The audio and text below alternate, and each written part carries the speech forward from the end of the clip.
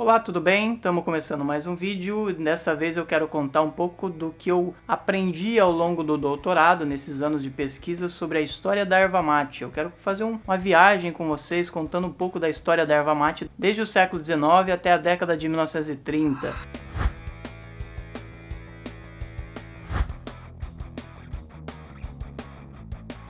A primeira coisa que a gente tem que pensar é que a erva mate ela foi importante para a formação de 4 estados brasileiros, os 3 estados do sul e mais o Mato Grosso. No caso do sul a gente tem o Rio Grande do Sul, a gente tem o Paraná, a gente tem Santa Catarina e a gente tem o que a gente chamava na época, ou se chama hoje, de Antigo Sul de Mato Grosso, onde hoje é o estado de Mato Grosso do Sul. Então como é que ela surge em cada um desses estados? Bom, primeiramente, no caso do Rio Grande do Sul, como a gente já deve imaginar, quem tem um pouquinho de familiaridade com a história da erva mate já deve saber que ela surge com os indígenas, evidentemente, no Brasil de maneira geral, na América Latina, o consumo da erva mate surge a partir dos indígenas, os não indígenas aprendem com eles e depois, a partir do século XIX, o começo do século XIX, começa a crescer a economia ervateira no Rio Grande do Sul. A gente vai ter a separação do estado, a criação da República Rio-Grandense. Nesse contexto, a erva mate ganha importância fundamental. Ela serve como mercadoria de troca entre os países vizinhos e a República Rio-Grandense por produtos, por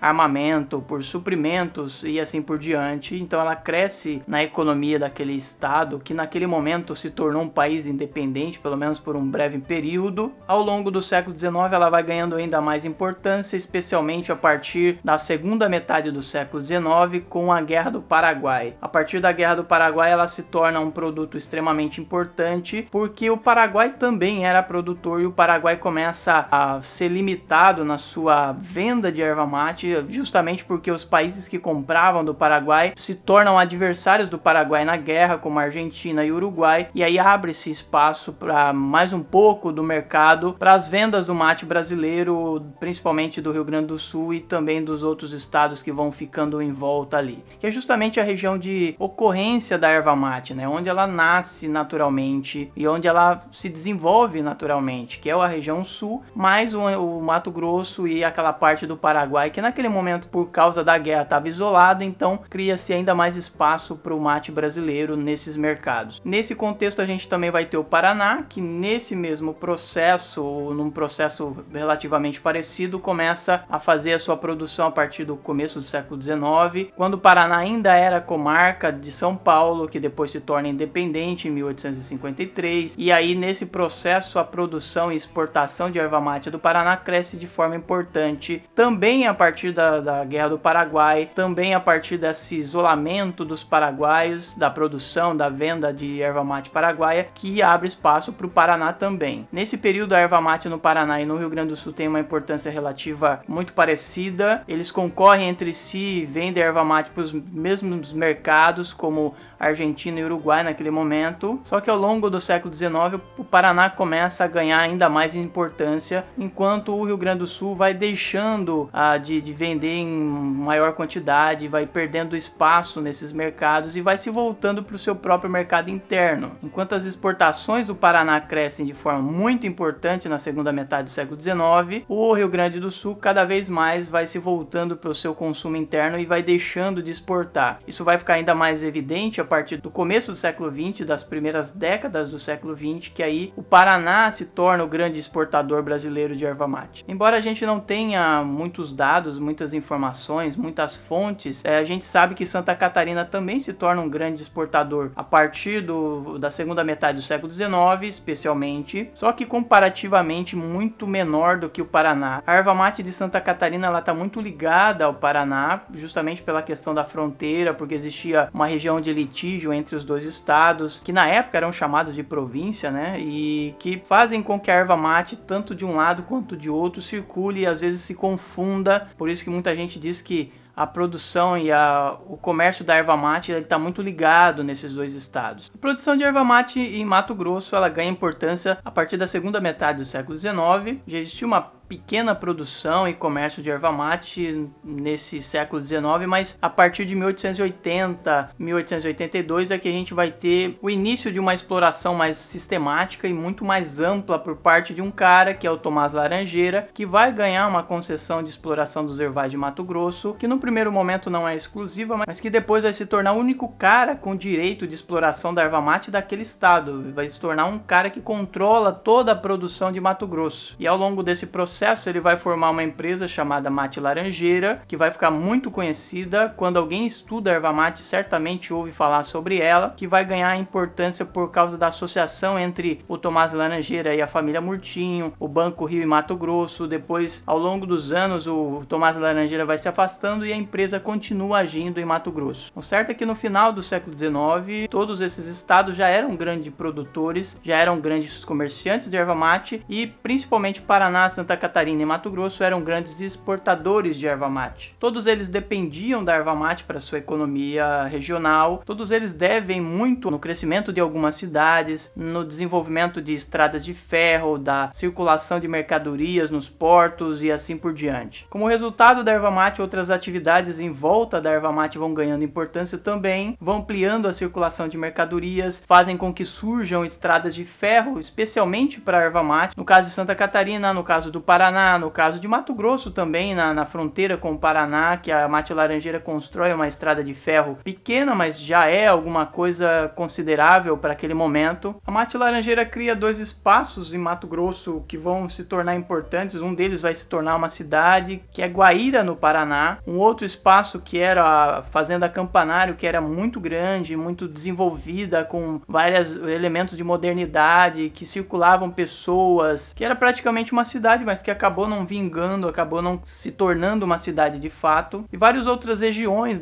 tanto do Rio Grande do Sul, como no Paraná, como de Santa Catarina, que vão ganhando importância, várias cidades que vão crescendo em torno da erva mate. No caso de Santa Catarina, por exemplo, a gente tem Joinville, que tinha outros tipos de produto, tinha outras economias em torno da cidade, mas a erva mate foi um dos grandes contribuidores para o crescimento da cidade, especialmente no final do século XIX e início do século XX. A erva mate fez, por exemplo, com que Curitiba se tornasse uma cidade mais desenvolvida no final do século XIX, fez com que se criasse espaços, fez com que se criasse casas gigantescas, palacetes e assim por diante. Então o que eu quero dizer é o seguinte, a erva mate ela contribuiu para essas economias, ela contribuiu para fazer com que esses estados e várias cidades se desenvolvessem ao longo dos anos.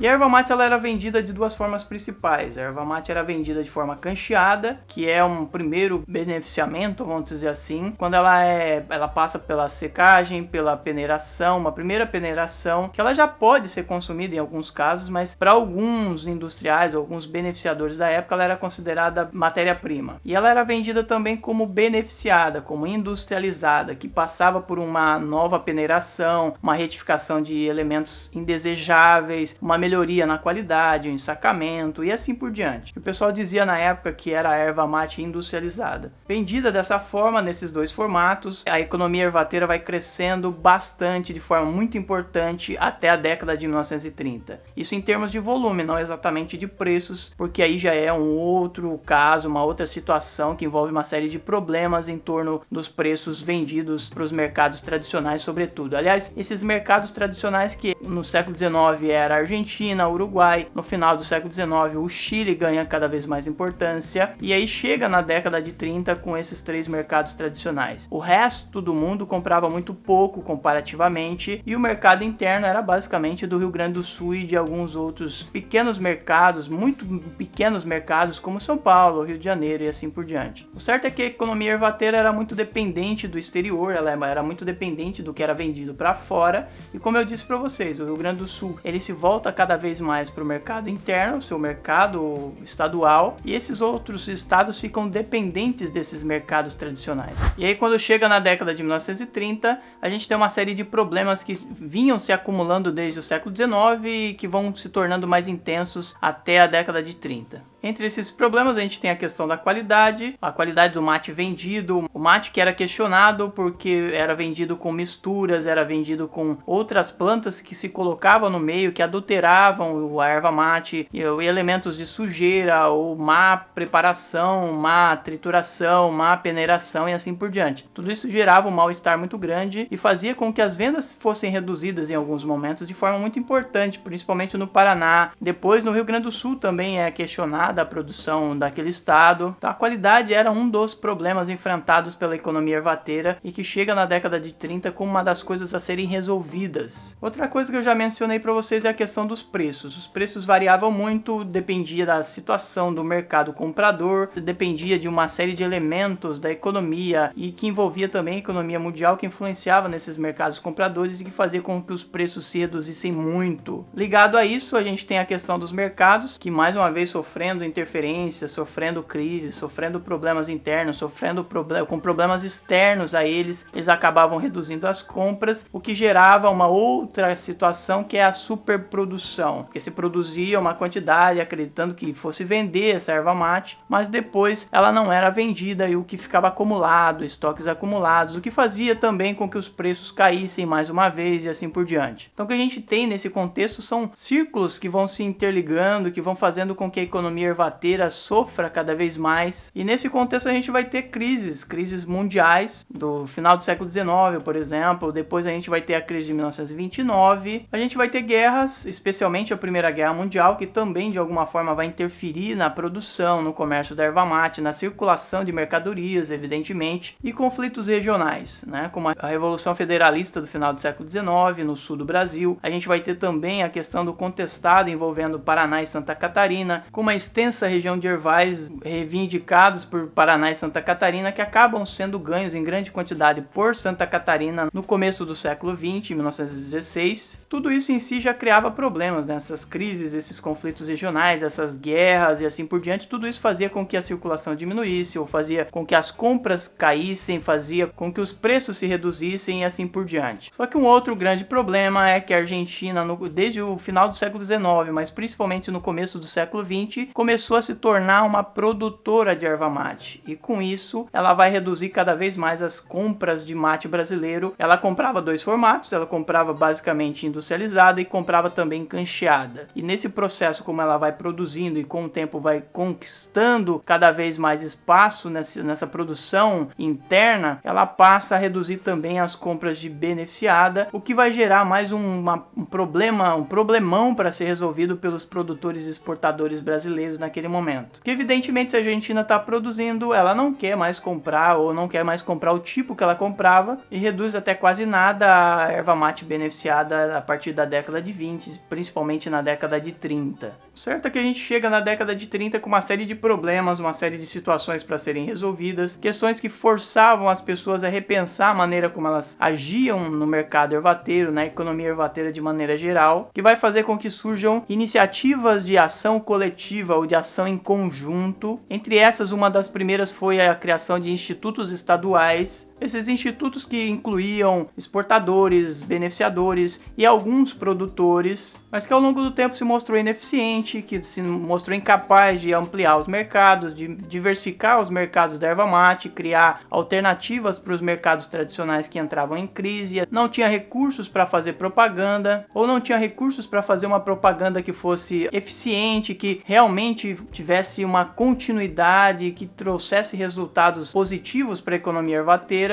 Além dos institutos, também se criaram cooperativas de produtores de mate, aí mais voltada para os produtores, para defender os produtores, que eram o elo mais fraco dessa cadeia produtiva da erva mate. E de outro lado, a gente tem a criação de sindicatos de industriais e exportadores, que é um círculo muito mais fechado em torno de uma categoria, de uma classe que procurava se defender desses grandes problemas da erva mate naquele momento. Só que nenhuma dessas iniciativas era suficiente, nenhuma delas resolvia os problemas, entre eles a briga entre os industriais exportadores e os produtores, ou entre o movimento cooperativista e o movimento que defendia as classes dos industriais exportadores. Nesse processo vai surgir a ideia de criação de um órgão nacional. Esse órgão nacional vai demorar muito para ser criado. Ao longo da década de 30 eles vão discutindo, não chegam a um acordo, e ele só é criado em 1938, no início do Estado Novo, pelo Getúlio Vargas, e esse órgão é o Instituto Nacional do Mate. Mas isso já é assunto para um outro vídeo. Na verdade, eu já fiz um vídeo sobre o Instituto Nacional do Mate. Se vocês quiserem assistir, vai estar no card aqui em cima. Se vocês gostaram desse vídeo, vocês comentam, vocês curtam, vocês compartilhem. Se tiverem alguma curiosidade em relação à erva mate, a história da erva mate, mandem nos comentários. Não esqueça que a gente agora está no Apoia-se também. Se você quiser contribuir com qualquer valor, vai ser muito bem-vindo, vai ajudar bastante a manter os nossos projetos. E é isso. Essa foi uma breve história da erva mate para vocês. Um abraço.